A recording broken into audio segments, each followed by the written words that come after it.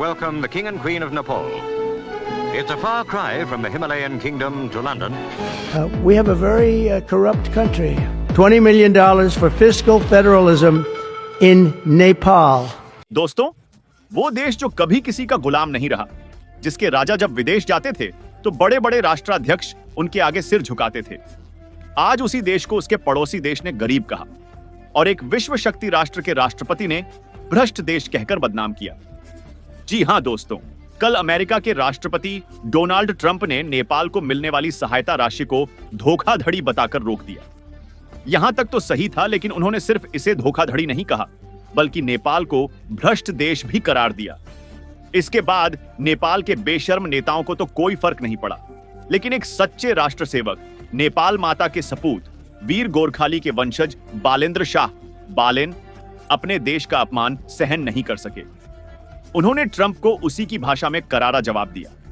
उन्होंने सिर्फ ट्रंप ही नहीं, बल्कि नेपाल के प्रधानमंत्री को भी नहीं बख्शा।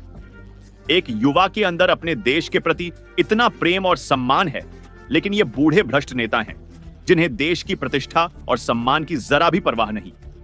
इन नेताओं ने देश को किस हाल में पहुंचा दिया है, इसका अंदाजा इसी बात से लगाया जा सकता है कि जिस हवाई अड्डे को नेपाल के राजा ने विदेशी पर्यटकों को आमंत्रित कर नेपाली कला, संस्कृति और सौंदर्य को विश्व भर में फैलाने और पर्यटन उद्योग को बढ़ाने के लिए बनवाया था, आज उसी हवाई अड्डे से हर दिन लाखों नेपाली विदेशों में मजदूरी करने के लिए पलायन कर रहे हैं। और ये भ्रष्ट नेता अपनी कुर्सियों पर बैठकर गर्व से कहते हैं कि देश तो रेमिटेंस से चल रहा है।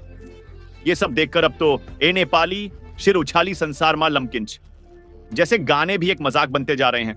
दोस्तों, इन नेताओं को दोष देने से पहले जरा अपने उन हाथों और उंगलियों को देखो जिनसे तुमने इन भ्रष्ट नेताओं को वोट दिया था। अभी भी समय है, फैसला तुम्हारे हाथ में है। तुम नेपाल को गोरखा देश कहलवाना चाहते हो या भ्रष्ट देश?